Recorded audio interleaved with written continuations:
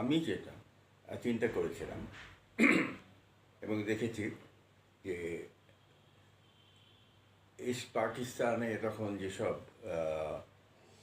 মানুষ বলাবলি করছে কিংবা বিশ্বাস করছে যে বাংলাদেশি কালচার ঠিক ইসলামিক নয়।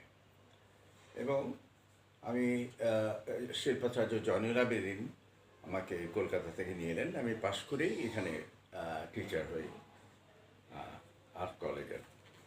তো তখনই দেখলাম যে কেমন যেন চারিদিকে একটা অন্ধকার ভাব।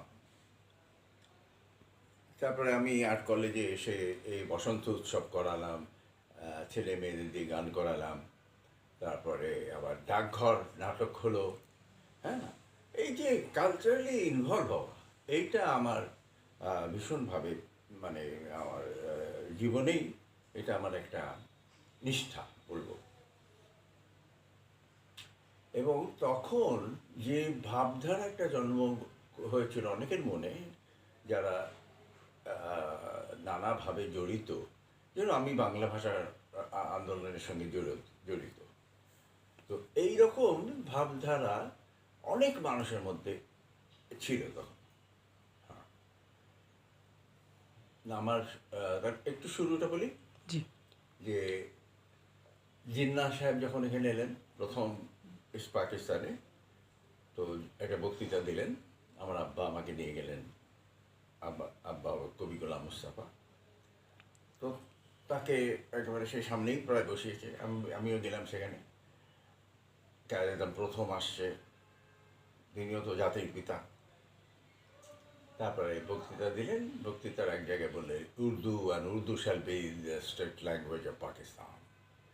আর হঠাৎ দেখি চারিদিক থেকে নো নো নো নো শব্দ আসছে। আমি অবাক হয়ে গেলাম।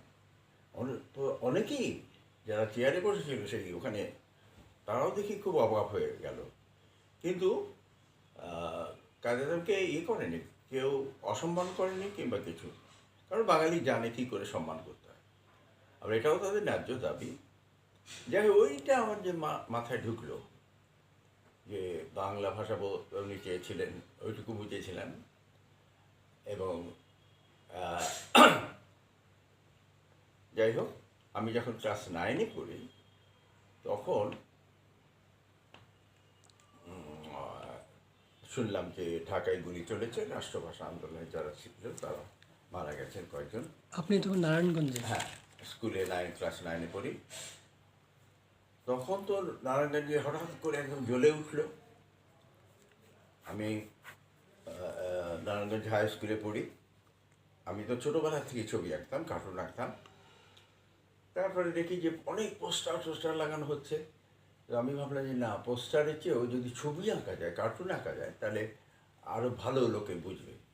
তখন আমি সেই সারা রাত জেগে জেগে জেগে জেগে কয়েকদিন এরকম পোস্টার আঁকলাম। আর সেইগুলো নিয়ে প্রসেশন হতো, মানে নারায়ণগঞ্জের প্রধান প্রধান জায়গায় সেগুলো লাগানো হতো, এইরকম আর কি। যাই হোক, এক সময় আমি ধরা পড়লাম একটা কারণে, ওই যে মানে এই হলো। যাই হোক, অনেককেই ধরেছিল সেই সময় একসঙ্গে। তো খুব পিটনি দেওয়া হলো, খুব মারধর করে আমাদের পরের দিন সকালবেলা সারা রাত আমরা ইয়েতে থাকলাম, চাষাদা ফাঁড়িতে। তারপর সকালবেলায় ভোরবেলায় নিয়ে এলো আমাদের সেন্ট্রাল জেলে। তো ওখানে তো 1 মাস জেল, কিছুতেই ছাড়ে না, কিছুতেই ছাড়ে না। আমার আব্বা অনেক চেষ্টা করে, যাই হোক 1 মাস পরে ছাড়। এবং ওই যে আমার একটা অদ্ভুত একটা চেতনা জন্মগ্রহণ করেছে যে আমি বাংলা ভাষার জন্য ছবি আঁকলাম, আমাকে কেন মারবেই বা কেন, আর জেলখানায় বা দেবে কেন, এরকম করে মানুষের জীবনে আসে। এবং তখনই বোধহয় এই জাগরণটা এসছিল। আমরা অতটা তখন হয়তো শুনিনি, কিন্তু তখন ছিল যে বঙ্গবন্ধু শেখ মুজিব একজন আছেন। তখন তো বঙ্গবন্ধু হননি, হননি। শেখ মুজিব মানে জাতির পিতা হননি। তারও চিন্তাধারা হলো এই বাংলাদেশের কালচার নিয়ে, এবং তিনিও খুব সচেতনভাবে চিন্তা করছেন। যাই হোক, আমি সেই সময় সেই চিন্তাধারাতেই আমি টেলিভিশনে জয়েন করলাম, আর্ট কলেজ ছেড়ে। তো ওইখানে যেটা আমাদের চ্যালেঞ্জ ছিল সেটা হলো যে আমি তারপরে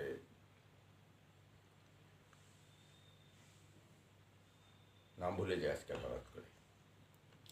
হ্যাঁ, আমি জামিল চৌধুরী সাহেব, তারপরে মনিরুল আলম, এরা কয়েকজনে মিলে ঠিক করলাম যে আমরা স্টুডিওতে যা যা ইয়ে শব্দ, ইংরেজি শব্দ, সেগুলো বাংলা দেব। স্টুডিওতে নাম দেওয়া হলো ধারণ কক্ষ, তাই না? তারপরে কন্ট্রোল রুম দেওয়া হলো নিয়ন্ত্রণ কক্ষ, এরকম আর কি, প্রসাধন কক্ষ, এইসব। তো বাংলায় চেক লেখা শুরু হলো প্রথম এই বাংলা ইস্ট পাকিস্তানে, বাংলায় চেক লেখা হলো। এবং প্রথম যখন চেক লেখা হলো তখন সেগুলো রিফিউজ করেছিল ব্যাংক থেকে। যাই হোক, তো আমরা বললাম, জামিল চৌধুরী সাহেব বললেন যে এটা রিফিউজ করতেই পারেন না আপনারা, দুটো ভাষায় তো ইয়ে। তো শেষ পর্যন্ত আমরা এই বাংলা ভাষায় চেক লেখা। এটা স্যার কত সাল এটা? এটা 65-এ। মানে আপনি তখন বিটিভিতে জয়েন দিলেন? হ্যাঁ, আমি টিভিতে তখন স্টেশন প্রডিউসার হিসাবে জয়েন করি। আচ্ছা, আরেকটা হলো যে আমরা কীরকমভাবে করেছি, আর তখন আমাদের রেডিও তো একদমই গভর্নমেন্টের ইয়ে ছাড়া, কথা ছাড়া, কিংবা একেবারে ওই ধরনের কথাবার্তায় বলে। রেডিও তখন একদম পুরো বর্ষপাই। আমরা একদম নতুন সকলেই ঢুকেছি এবং আমাদের চাকরির অত ভয়টাই নেই, আমরা শুরু করে দিলাম। এবং প্রথম যখন টেলিভিশন থেকে মানে টেস্ট হবে, জাপানিজ ইঞ্জিনিয়ার এসছে, সকলে টেস্ট হবে, বলে কি প্রথমে কি যাবে? তো আমরা ওরা বলে যে প্রথমে সাউন্ড যাবে, তার 15-16 দিন পরে আবার আমরা ছবিটা, পিকচার টেস্ট করব। তখন আমরা বললাম যে একটা একটা বিশেষ বৈশিষ্ট্য আছে, সুতরাং আমরা একটা গান চয়েস করব, ধন ধান্য পুষ্প ভরা আমাদের এই বসুন্ধরা। হ্যাঁ, তো এইরকমভাবে কিন্তু আমরা এগোচ্ছি। তো ওইটাই এখনো বাজছে। এবং সেই এই বাংলাদেশ মানে ইস্ট পাকিস্তান থেকে টেলিভিশনের প্রথম শব্দ সাউন্ড, তখন পিকচার যায়নি, ধনধান্য পুষ্প, অর্থাৎ বাংলাদেশকে নিয়ে সব চিন্তাধারা। তো এই বিষয়গুলি কিভাবে ওদের মধ্যে আসলে ক্রিয়া প্রতিক্রিয়া করছে নিশ্চয়ই, হ্যাঁ, পাকিস্তানি যারা ছিল? না, অতটা করেনি, বরং বাংলাদেশের বাঙালিরা কেন জানি বেশি বলতো, ওরা অতটা বলেনি তখন, অতটা আমাদের ইহারা। তখন তো গভর্নমেন্ট ছিল না, এটা কর্পোরেশন ছিল, কর্পোরেশনও নয়, একটা কোম্পানি ছিল। আমি গভর্নমেন্ট সার্ভিস ছেড়ে দিয়ে এখানে এলাম। যাই হোক, তো ওখানে অতটা ইন্টারফেয়ার করেনি আমাদের, আমরা করতে পেরেছি। এবং আইয়ুব খান যখন এলেন টেলিভিশনে, তখন একটা ইয়ে দেওয়া হলো, কী বলে না, মানপত্র দেওয়া হলো আমাদের কাঁসার থানায়, ইয়ে করে লেখা আর কি, খুঁড়ে খুঁড়ে লেখা। তো সেখানে পাকিস্তান থেকে, ওয়েস্ট পাকিস্তান থেকে সকলে এসছে, তো আইয়ুব খান আসবেন, তো কী দেওয়া হবে ওকে, মানপত্র, কিংবা এটা কী বলে ইংরেজিতে, ভুলেই যাচ্ছি সব।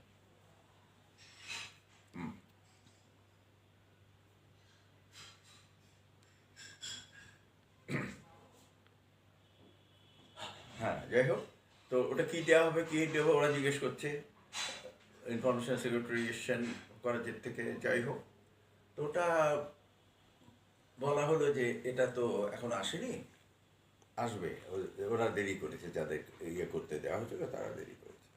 তারপর তো সেখানে পুরোটা বাংলায় লেখা, আর ঘুরে ঘুরে লেখা। এখন শেষ মুহূর্তে যখন আরে এটা বাংলায়, এটা তো ইয়ে হওয়া উচিত ছিল ইংরেজি, যাই হোক দিতে দিল। তো এইরকমভাবে একটা সামান্য জিনিস নিয়েও আমরা বাংলার কথা চিন্তা করেছি, এটা করেছি। তো এই হলো আমাদের সূত্রপাত। এবং পরবর্তীতে নিশ্চয়ই আমাদের সবচেয়ে ভালো লেগেছিল যে আগের যারা পলিটিশিয়ান ছিল তারা বাংলাকে খুব একটা অতটা শ্রদ্ধা করেনি। এই প্রথম বোধহয় আমরা শুনলাম যে শেখ মুজিবুর রহমান এইরকম পুরো বাংলাদেশের কাজটা নিয়ে খুব চিন্তা ভাবনা করছেন ইত্যাদি ইত্যাদি। তারপর তো আস্তে আস্তে জানলাম, এক সময় পরিচয় হলো, তো খুব ভালো লাগলো আমার। আপনার সাথে প্রথম ওনার কখন দেখা হয়েছিল? এটা কোন কোন মিটিংয়ের জন্য আমার ঠিক মনে নেই এখন, মানে ঠিক পরিচয়টা পরে হয়েছে, কিন্তু প্রথম দেখলাম। তারপরে হ্যাঁ, ওনাকে তো হ্যাঁ একবার ঠিক হলো যে টেলিভিশনে উনি একটা কিছু বলবেন, তো আমরা গেলাম। তো উনি বলতে মানে আসতে পারলেন না, কিংবা পরে আমাদের বারণই করে দেওয়া হলো যে না, বঙ্গবন্ধু ইয়ে যাবে না। যাই হোক, ততদিনে এটা পাকিস্তান কর্পোরেশন হয়ে গেছে, পাকিস্তান টেলিভিশন কর্পোরেশন হয়ে গেছে। তারপরে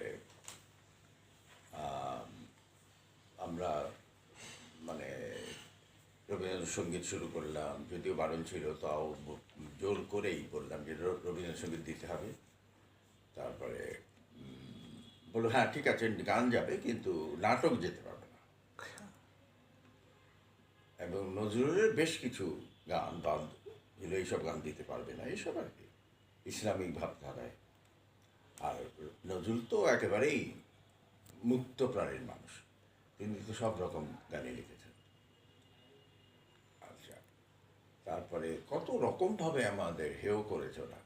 তবে টেলিভিশনে টিপ দিতে পারবে না, মেয়েরা হ্যাঁ, এই টিপ দিতে কথাটা পারবে আমরা না। শুনেছি। হ্যাঁ, টিপ দিতে পারবে না। আমরা অবাক হয়ে গেলাম যে কেন টিপ দিতে পারবে না। টিপ তো একটা সাজ। হ্যাঁ, টিপের সঙ্গে কি ওরা ধর্ম কোনো, মানে ও ভাবছে যে এটা এটা একটা ধর্মের ব্যাপার, একটা সাজ, আর তো কিছু নয়, তাই না? তো আমরা ঠিক করলাম যে না, প্রত্যেকে ইয়ে করবে। আর্টিস্টদের বললাম যে দেখো, যে তোমরা কিন্তু যারা টিপ পড়ো না তারাও টিপ পড়েই গান করবে, আর সাইজটাও একটু বড় করো। এইসব করে তো গান শুরু হয়ে গেল। তারপর আবার বলছে টিপ পড়ছে কেন, ওরা টিপ না পড়লে ওরা গান গাইবে না। আর তখন তো আর্টিস্টও বেশি না। ওরা বলেছে এটা তো আমাদের বহুদিনের একটা ইয়ে, আমরা সবসময় করি। তারপর ঠিক আছে, ছেড়ে দিল। তারপরে টিপের সম্পর্কে কীরকম আমি বলি।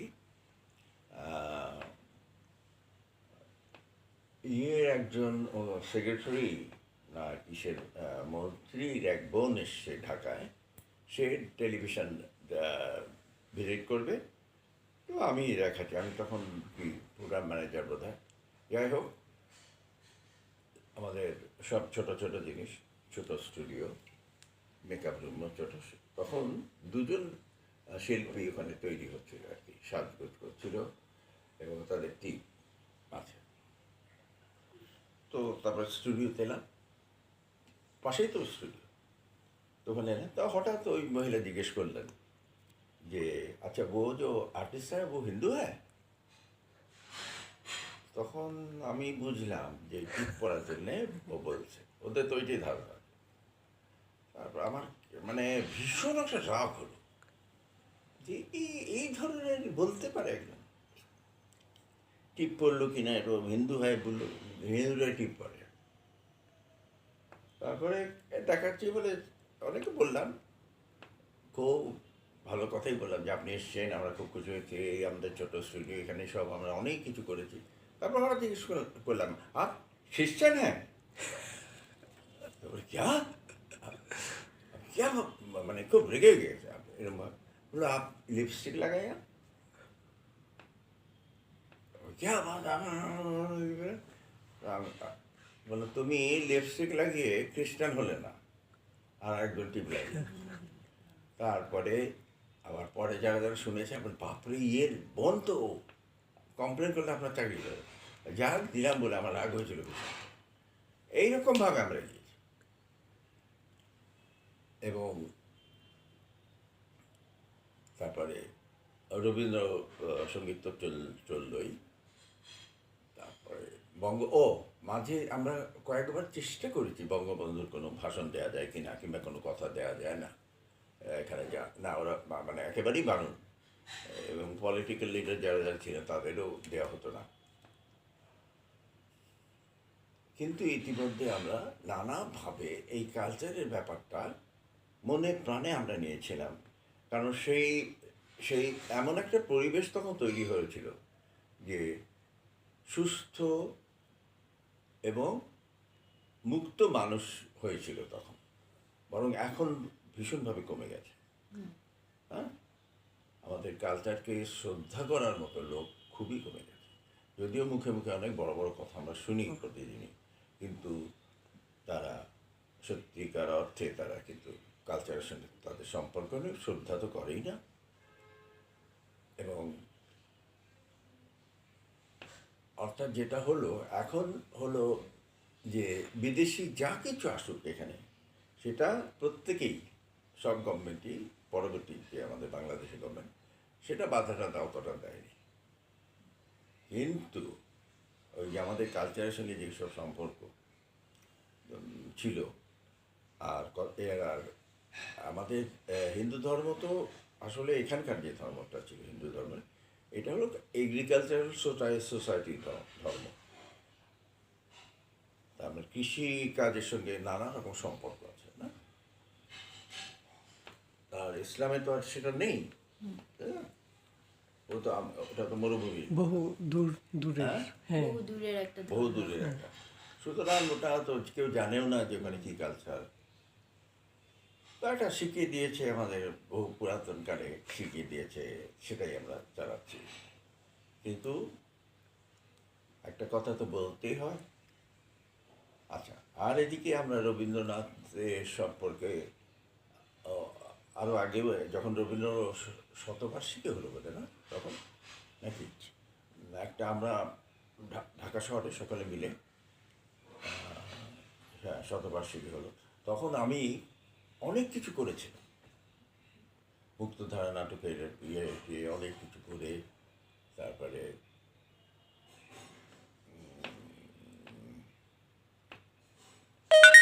দাঁড়াও,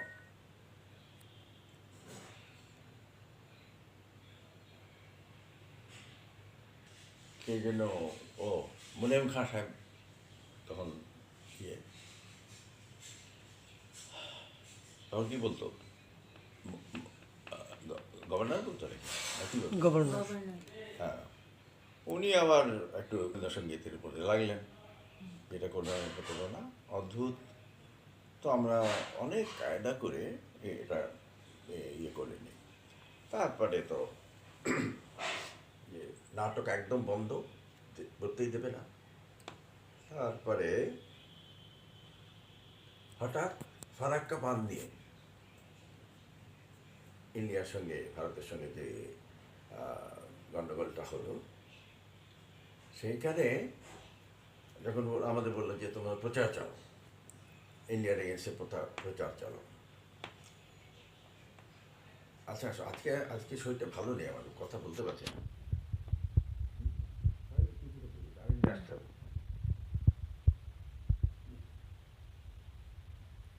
তো আমি সঙ্গে সঙ্গে মুক্তধারা নাটকটা দিয়ে 4-5 দিনের মধ্যে মুক্তধারা নাটক রবীন্দ্রনাথ চলে গেল, চার দিয়ে খুব সুন্দর সেট করে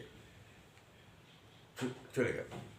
তারপরে তো রবীন্দ্রনাথের নাটক চলে গেছে, হ্যাঁ কী ব্যাপার, তাহলে এটা তো বাঁধ নিয়ে, বিভূতি বাঁধ দিয়েছে, সেটা ভেঙেছে, এটা তো এই আমাদের পরে, বলা ঠিক আছে, এই আর কি।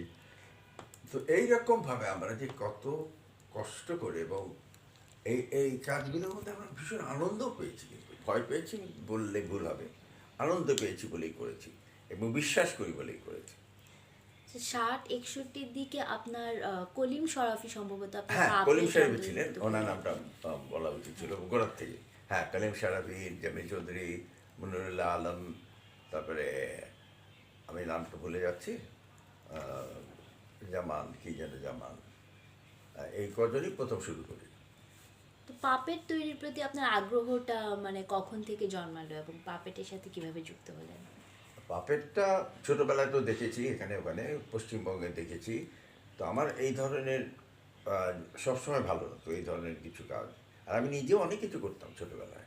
এখনকার বাচ্চারা যেরকম কোনো রকম জিনিস বানাবার দিকে তাদের নজর নেই, যা যা মানে দেখে কিনে দেয় কিনে দেয় কিনে দেয়, মানে খেলনায় ভরে যায় বাড়িঘর দুয়ার না। এখন তো তাই। এখন কেউ কিচ্ছু বানায় না, কিচ্ছু যে ক্রিয়েটিভ কিছু করবে সেটা নিয়ে আমাদের সময় সাংঘাতিক ছিল এটা, কারণ অত কেনাকেনি ছিল না। আর ইন্ডিয়া যে কিছু সাধন হয়েছিল সেটার প্রভাব সকলের মধ্যে পড়েছিল, যে খুব সিম্পল লিভিং, সেটাও আমাদের পরিবারেও ছিল, অনেক পরিবারেই ছিল। তো এই যে আমরা ধরো এই মুক্তধারা করলাম, তাই না, এইগুলো ধরো অনেকে বলতে পারে যে কেন করলেন না, কিন্তু ওই জেদ আর কি, কেন করবো না, তাই না। এই যে আদর্শ নিয়ে আমাদের মনের মধ্যে গেঁথে আছে, বাংলা ভাষা, দেশ, এইসব আর কি। আরেকটা হলো যে দেশ তো একটা সীমারেখা নয়। যেরকম রবীন্দ্রনাথের একটা বিশাল কথা আছে যে পশুরা থাকে একটা স্থানে, একটা স্থানে, সে আফ্রিকায় থাকুক, ইন্ডিয়ায় থাকুক, বাংলাদেশে, যে কোনো থাকে তো একটা স্থানেই থাকে। তাই তো সব পশু কিন্তু একটা স্থানে থাকে, আর মানুষ কিন্তু একটা স্থানে থাকে না, সে থাকে একটি কালচারের মধ্যে, তাই না, একটি সমাজের মধ্যে। এই সমাজ মানেই তো ধর্ম বলো যাই বলো, দেশ, প্রথম হলো দেশ, দেশের কালচার। তো সেই আমরা যদি মানুষ হই তাহলে দেশের কালচারের মধ্যে আমাদের থাকতে হবে, নিতেই হবে, নাহলে তো আমরা মানুষ নয়, পশু হয়ে যাব।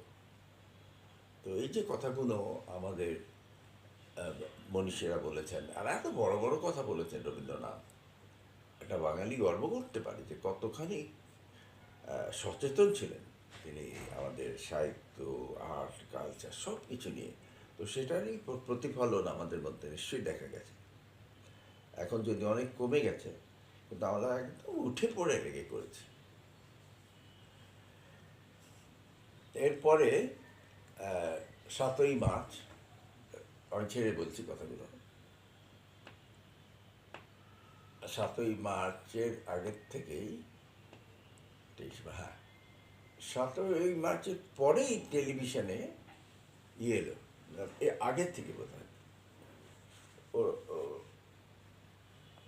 আগেই এখানে টেলিভিশনে কি কারণে যেন তারা প্রায় 100 জন মিলিটারি একটা ক্যাম্প, ডিআইটির পেছনে ক্যাম্প করে ছিল, একজন মেজর সেখানে ছিল। যাই হোক, ওরা কি যেন সন্দেহ করেছে কিংবা আগে কোনো প্ল্যান ছিল।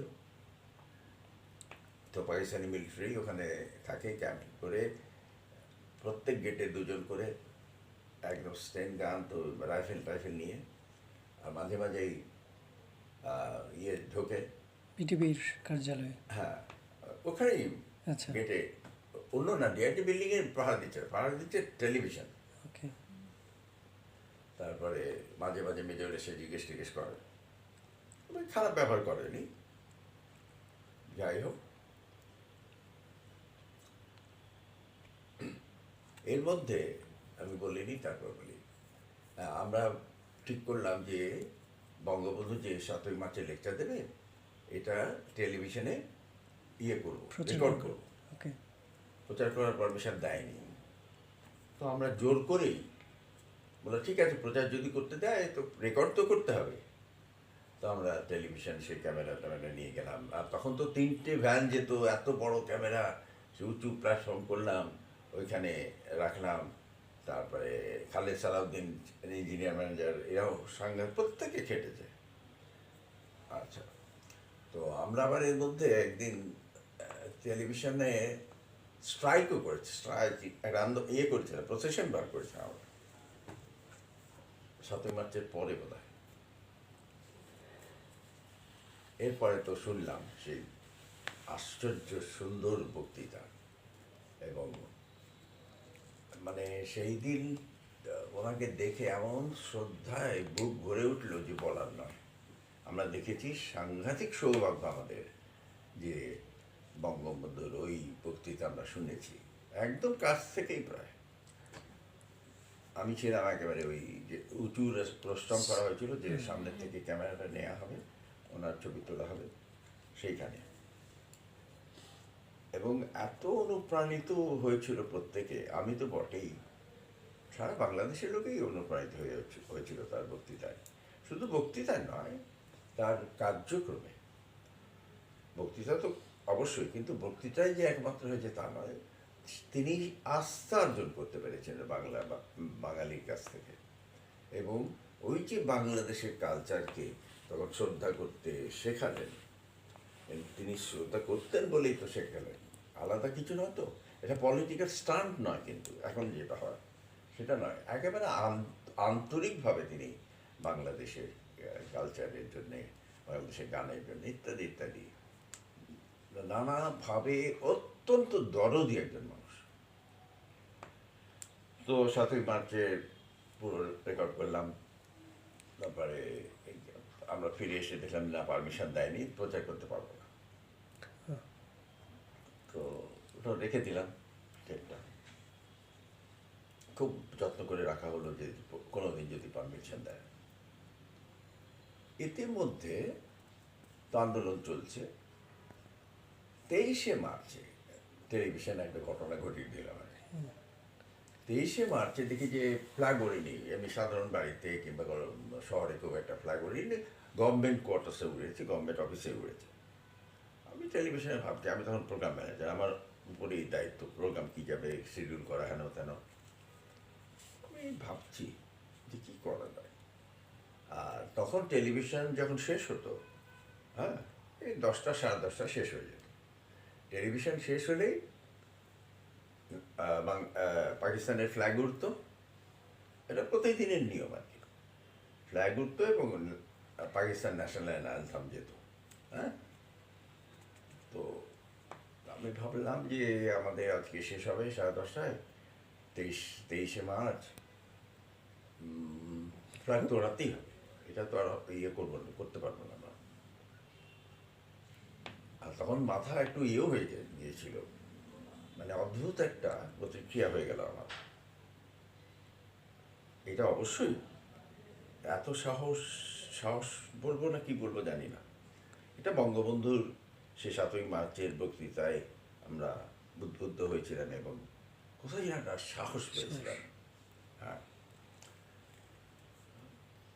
এবং আমাদের আত্মার সঙ্গে এটা মিলন হয়েছিল, নট দ্যাট যে উনি বলেছেন তারপরে আমরা করেছি, না, আমাদের সেই কালচারের মধ্যেই মানুষ হয়েছে। আমি ছোটোবেলা থেকে চর্চা করেছি, কালচারের সঙ্গে দারুণভাবে যুক্ত ছিলাম, স্কুলে, তারপরে ইয়েতে, সবসময়।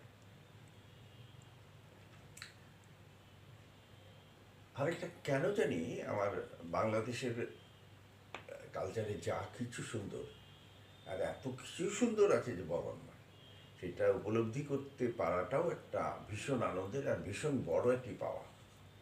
হ্যাঁ, আমাদের রবীন্দ্রসঙ্গীত তো শিল্পকলার সর্বশ্রেষ্ঠ, সম্পূর্ণ নান্দনিক বোধের একটি জিনিস, একটি শিল্পকলা। তার কথা, তার সুর, তার এইগুলো ব্যাখ্যা করলে তো অনেক কিছু করা যায়। যাই হোক, 23শে মার্চ তো সন্ধ্যার সময়, ঠিক ঠিক বিকেলের দিকে আমার একটা মনে হলো আজকে একটা কিছু করতে হবে।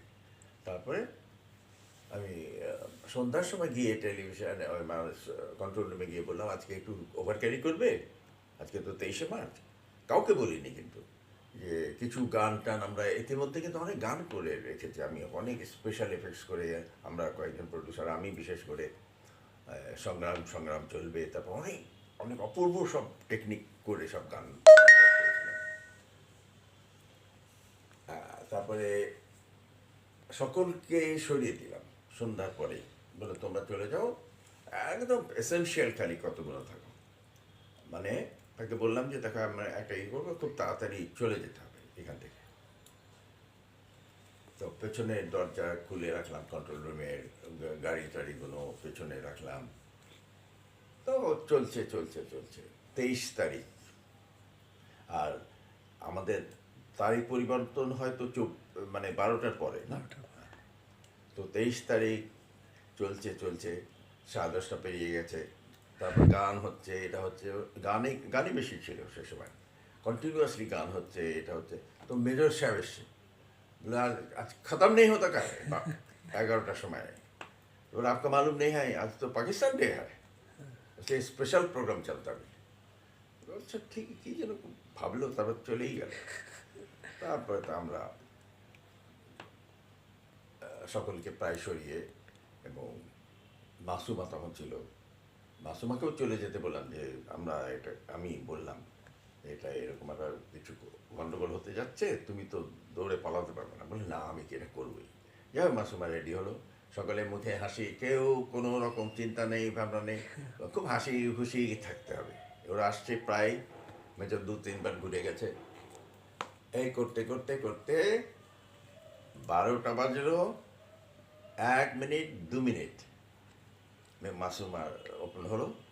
আজ 24 তারিখ, আজ আমাদের টেলিভিশন এখানেই শেষ হলো।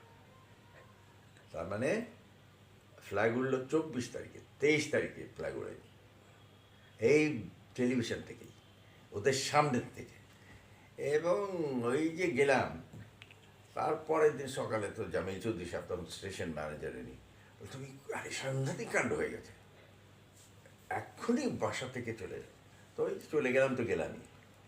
হ্যাঁ, তারপরে অনেক খোঁজ খবর নিলাম, আমাদের একদম ওখান থেকে চলে গেলাম একেবারে কোথায়? পঁচিশে মার্চ এলো, সব হলো। তারপরে তো একেবারে চলেই গেলাম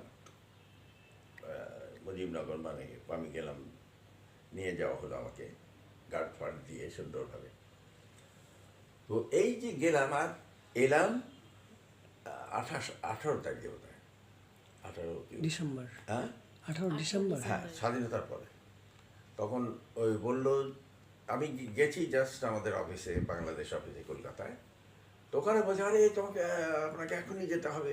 ওনারা যাবেন, ওই আমাদের 4 মন্ত্রী যাবেন, 4 নেতা যাবেন, ওই টেলিভিশন রেকর্ড করতে হবে, আর আপনি গিয়ে এটা একদম ঠিক করে দেবেন। তো আমি একটা স্পেশাল পেন, কতগুলো জার্নালিস্ট আর কয়েকজন এলেন গণ্যমান্য কারা। তো আমরা ওই প্রথম প্লেন এলো, মানে মানুষ নিয়ে কলকাতা থেকে এখানে, তো সেইখানে আমি ছিলাম। তো নেমে এটা ওই ওনাদের ব্যাপার ট্যাপারগুলো করলাম। এই যে এর মাঝখানে আপনি মার্চে চলে গেলেন কলকাতায়, তারপর হচ্ছে যে আসলেন হচ্ছে ডিসেম্বরে। এর মাঝখানে তো হচ্ছে যে আপনি শরণার্থী এর শিবির, মাঝখানে তো ওখানে আমরা অনেক কাজ করেছি। হ্যাঁ। আমাদের একটা বিরাট সাংস্কৃতিক দল গঠন করা হলো, আমরা অনেক জায়গায় গান করতাম, আমি সেট করতাম, লাইটিং করতাম, এবং আমাকে দিল্লি পাঠানো হলো। হ্যাঁ, আমি তার লিডার, তার মানে বাংলাদেশের নির্বাচিত প্রথম সাংস্কৃতিক লিডার কিন্তু আমি গেলাম দিল্লিতে, প্রোগ্রাম করলাম, দিল্লির অনেক জায়গায় করেছি, কলকাতার বহু জায়গায় করেছি। এবং দেবদুলাল বন্দ্যোপাধ্যায় আমাদের একটা অনুষ্ঠান দেখে এত প্রশংসা করেছেন, দেশ পত্রিকায় সেটা বেরিয়েছিল। তো মানে অবাক হয়ে গেছেন, বললেন যে আমাদের এই এত সুন্দর সেট আমরা কখনো দেখিনি, আর এমন মুগ্ধভাবে গেয়েছে সকলে, সব কিছু। আর সেটের প্রশংসা উনি অবাক হয়ে গেছেন। যাই হোক, তারপরে কি ওখানে আমরা একটা এক্সিবিশন করলাম, পেন্টিং এক্সিবিশনটা আবার অনেক জায়গায় গেল। যারা যারা শিল্পী গিয়েছিল তারা ছবি আঁকলো, সেইগুলো দিল্লিতে হলো, বম্বেতে হলো, কোথায় কোথায় হলো। তার ছবি আমরা ফেরত পাইনি আর কি, বেশি ভালো ছবি কোনো আনা হয়নি। খালি ওই মুলুকদেব বোধহয় তার নাম, তিনি একটা ডকুমেন্টারি করেছিলেন তখন, আমাদের সেই ছবিগুলো ছিল সব, ওই ছবির উপরে খুব জোর দিয়েছিলেন। এই হলো। তারপরে তো আমি ওই ওখানে গিয়ে দেখি, মানে শিবিরে, শরণার্থী শিবির। হ্যাঁ শরণার্থী শিবিরে দেখি যে হ্যাঁ থাকার জায়গা পেয়েছে, খাবার দাবারও পাচ্ছে, প্রোটেকশন আছে, সবই আছে, শুধু কিন্তু হাসি তাদের নাই। মুখে হাসি নেই। আর বাচ্চারা একদম গম্ভীর হয়ে সেই কোনো রকম করে ফাঁক ফুক থেকে দেখছে, খাবার আনলে সকলে আসে দেয়। তখন আমি বললাম না, এরকম করলে তো হবে না, শুধু খাদ্য দিয়ে তো এদের বাজানো যাবে না, আর এটা কী করাবে। তখন ইতিমধ্যে যারা টেলিভিশনে পারফর্ম করতো আমার সঙ্গে, তো তারা কয়েকজন গেছে, আর 2-3 জন আমি শিখিয়ে নিয়ে এলাম। ওই এই রাজাকার, তারপরে এহিয়া, এইসব আর কি, এইসব নিয়ে গল্প করে প্রথম না শিবিরে গেলাম, শরণার্থী শিবিরে। এই প্রথম ওদের মুখে হাসি দেখলাম। আমরা খুব আনন্দ করতাম। একটা কৃষক আলটিমেটলি ইয়েকে বাঁচা, মানে খুব পিটাচ্ছে এহিয়া বা এহিয়াকে। পাকিস্তান, হ্যাঁ। হ্যাঁ, বলে তোমার ইয়ে খারাপ, তোমার হাতে খুব খারাপ ইয়ে আছে। হ্যাঁ মারতে গেছে, বলতো কৃষক বলে তোমার হাতে খুব খারাপ দাগ আছে, তোমার অবস্থা তো খারাপ হয়ে গেছে। এইসব আর কি। ওরা যেন বুঝতে পারে, আবার ভালো তোমাকে আমরা খামাখায় গালাগাল দেবো না, সুন্দরভাবে। এবং সেটা এত পপুলার হলো, এবং মুক্তির গানে যেটা পরবর্তী ফিল্মে হয়েছে সেখানে দেখে। লেয়ার লিভিন আপনাদের এটা হ্যাঁ, করছিলেন। কিন্তু এগুলোর আমরা খুব একটা প্রশংসা পাইনি, এইটাই হলো। কিন্তু দুঃখ আমার নেই, এইগুলো হচ্ছে কত ইয়েতে করে, মুখে মুখে খালি বলে বলে অনেকে হয়তো অনেক কিছু করে ফেলেছে, টাকা পয়সা বলো যাই বলো, আমরা কিন্তু করিনি। আমরা ডাইরেক্টলি এমন এমন কাজ করেছি, ফিরে এসে তো আবার টেলিভিশনে এলাম, সব কিছু আবার নতুন করে শুরু করা। ডিসেম্বরে আপনি ফিরলেন যখন 18 তারিখে, তারপর আবার কখন চালু হলো ওই বিটিভি? তো আসার পর ওই আসার পর সেদিন, তার আগের দিন থেকে জোর করে চালু করেছিল টেলিভিশন। আর টেলিভিশন বন্ধ হয়নি, টেলিভিশন তো চলছিল। কিন্তু ওখানে টেলিভিশন যখন চলছিল তখন ওদের খুব ধমক দিয়ে এসব বলেছে যে ওইসব প্রোগ্রাম করো। আমি এমন একটা টেকনিক করেছিলাম, সংগ্রাম সংগ্রাম চলবে, ফেরদৌসি সব ছিল ওখানে। মনে হতো একদম হাজার হাজার মানুষ এরকম হয়ে যাচ্ছে, একটা টেকনিক। আমাদের তো স্পেশাল এফেক্ট ছিল না, আমরা কায়দা করে একটা টেকনিক বার করে দিতাম। হ্যাঁ, তো ও বলছে, ওদের বলেছে ওইসব প্রোগ্রাম বানা হবে পাকিস্তান কা লিয়ে, এক আদমি হাজার হয়ে যাতা, ওর নাম দিয়েছিল। হ্যাঁ, তার মানে আমরা কত সূক্ষ্মভাবে তাদের আঘাত করেছি না। যাই হোক, এর মধ্যে একটি কথা বলি। হ্যাঁ, ইয়ের পরেই তো 7ই মার্চের পর এই 2-1 দিনের মধ্যেই আমি একটা অনুষ্ঠান করলাম, ছোট ছোট বড়রা, বড় বড় ছোটরা, এইটা নাম ছিল। তার মানে ছোট ছোট যারা, তারা বড় বড়, মানে তার চিন্তাধারা অন্যরকম হয়ে গেছে। আর বড় বড় ছোটরা মানে যারা পাকিস্তানি ফাকিস্তানিরা থাকে, এইরকম ভাব ছিল, কিন্তু স্পষ্ট না, ওই রকম ভাব দিয়েই বাচ্চাদের অনুষ্ঠান ছিল। বাচ্চাদের জন্য নতুন ইয়ে করে, বাংলা ভাষা আরও শেখে, এইসব আর কি। তো এই প্রোগ্রামটা বঙ্গবন্ধু দেখেছেন, আচ্ছা। দেখে তারপরের দিনই তো একজন এলে, বলে যে পাঠিয়েছে আবার তাকে, এমন কিন্তু ব্যস্ত, 7ই মার্চের পরে তো সাংঘাতিক ব্যস্ত। এর মধ্যে সত্যি এমন মানুষ তিনি, এর মধ্যে তিনি পাঠালেন একজন লোক, এবং তার যে ভালো লেগেছে, এবং তিনি বুঝতে পেরেছেন এই ছোট ছোট বড়রা, বড় বড় ছোটরা, ব্যাপারটি বুঝতে পেরেছেন।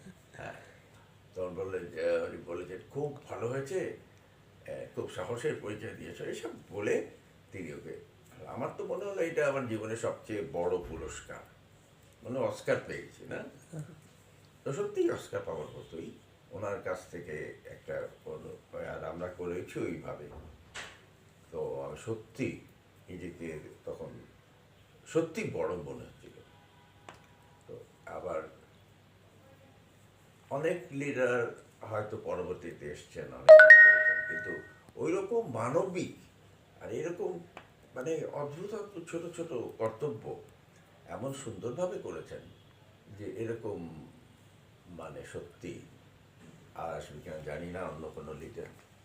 তবে এটা একটা সৌভাগ্য বাংলাদেশের, তো ওনার মতো একজন পেয়েছি। তারপরে তো আছেই, 7ই মার্চের বক্তৃতা তো আছেই। সেটা হচ্ছে ওনার নানাভাবে তার যে পরিচয় পেয়েছি। আর আমার সঙ্গে কেন জানি খুব ভালো একটা ইয়ে ছিল, উনি প্রায় ডাকতেন, অনেক টেলিভিশন সম্পর্কে আলোচনা করতেন, কী করা যায়, কী করে ভালো হয়, কী করে। ও আরেকটা কথা বলি, এটা হলো ইয়ের পরে উনি যখন ফিরে এলেন, তার মাস 6 পরে বোধহয় সেনেগালের প্রেসিডেন্ট এলেন এখানে, বঙ্গভবনে অনুষ্ঠান হবে। তো তখন আমি করলাম কি, যারা যারা নাম করা শিল্পী তাদের নিলাম 3-4 জন, আর আরেকজন একদম নতুন। যখন আমি এই অনুষ্ঠানটা তৈরি করছি তখন দেখি যে রিহার্সালে আমাদের টেলিভিশন স্টেশনে দূরে মাঠে বসে কে যেন রিহার্সাল দিচ্ছে, অডিশন আছে তার, খুব জোরে গলা আর ইয়ে বাজিয়ে। আমি তো অবাক হয়ে গেলাম, আরে এরকম গলা। তো ওকে ডাকলাম, ও তো ভয় পেয়ে গেছে। তো এসে বলে যে স্যার আমার তো অডিশন, আমি একটু প্র্যাকটিস করতেছিলাম, এটা সেইগুলো। বলে না না না, তোমার একেবারে তোমাকে একটু বড় জায়গায় গান, চলো তোমার গান শুনবো। ওই রিহার্সাল রুমে নিয়ে গেলাম, একটা গান, দুটো গান শুনলাম, শুনে ঠিক আছে তোমার কিন্তু এই 1 সপ্তাহ এখানেই থাকো, তোমাকে একটা বড় অনুষ্ঠানে গাইতে হবে। তো ঘাবড়ে গেছে। তারপরে ওই সেনেগালের প্রেসিডেন্টের যে অনুষ্ঠানটি, রুনা লায়লা আছে, সাবিনা আছে, তারপর আর ইয়ে এরা সব বড় বড় শিল্পীরা তো আছেই। যাই হোক, এর মধ্যে একজন সেক্রেটারি এর দায়িত্বে ছিলেন, ঠিক দায়িত্বে নয়, দেখাশোনা করার জন্য। তো নিয়ে গেলাম, নামতাম, তো সবই তো পছন্দ করলেন। বললো যে এই না এটা কি, বলে একে তো এই কোথাও গান এই আমিও এর আগে কোনো গান শুনিনি, এটাই ওর প্রথম অনুষ্ঠান হবে ঢাকায়। আরে বলেন কি এরকম প্রেসিডেন্ট আসছেন, তখন তো অন্য ব্যাপার। নাম কি ছিল, মারা গেল।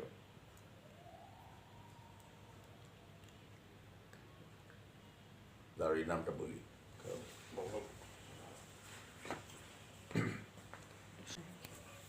রহমান বয়াতি। তো সেক্রেটারি সাহেব এবার বললেন যে এইরকম একদম নতুন আপনি একটা প্রেসিডেন্ট আসছে, এই যে বঙ্গবন্ধু থাকবেন এরকম আপনি। তো বলবো আমি, আপনার ইয়ে করবেন না, আমি এটা আমার রেসপন্সিবিলিটি।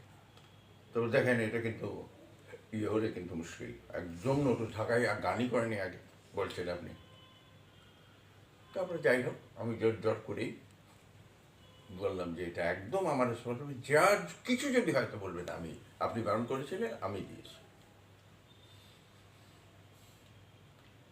তো গান হলো, খুব পছন্দ করলেন সেনেগালের ইয়ে। তারপর বঙ্গবন্ধু আর প্রেসিডেন্ট চলে গেলেন ভেতরে। কিছুক্ষণ পরে দেখি আমরা সব সেট টেট সব খুলছি, আমরা বসে আছি, কিছু আলোচনা করছি কীরকম হলো অনুষ্ঠান বলে। কিন্তু তার মানবিক যে আদর্শ, মানবিক যে ব্যবহারগুলো অসাধারণ। তো এগুলো নিয়ে কেন জানি খুব একটা বলাবলি নাই। তো সেই আমি তো মুগ্ধ হয়ে গেলাম সেদিন। হুম।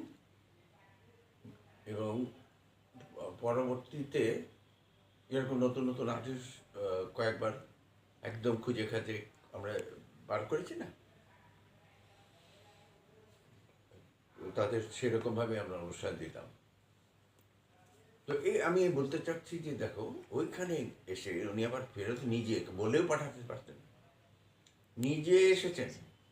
হ্যাঁ, মনার করে আবার জড়িয়ে ধরেছেন। এর চেয়ে বড় পুরস্কার তো মানুষের জীবনে আর চিন্তা করা যেতে পারে না। তো সেই বলি, আমরা আমাদের সাংঘাতিক সৌভাগ্য জনার মতো একজন মানুষ পেয়েছি, যিনি বাংলাদেশের আর্ট কালচার এবং ঐতিহ্যকে প্রাণপণ আত্মা দিয়ে শ্রদ্ধা করেছেন। এবং সেই শ্রদ্ধাটা খালি মুখের কথায় নয়, এই যে একটা বললাম যে কতখানি শ্রদ্ধা থাকলে একজন নাম না জানা নতুন আর্টিস্টকে তিনি এত সম্মান দিতে পারেন।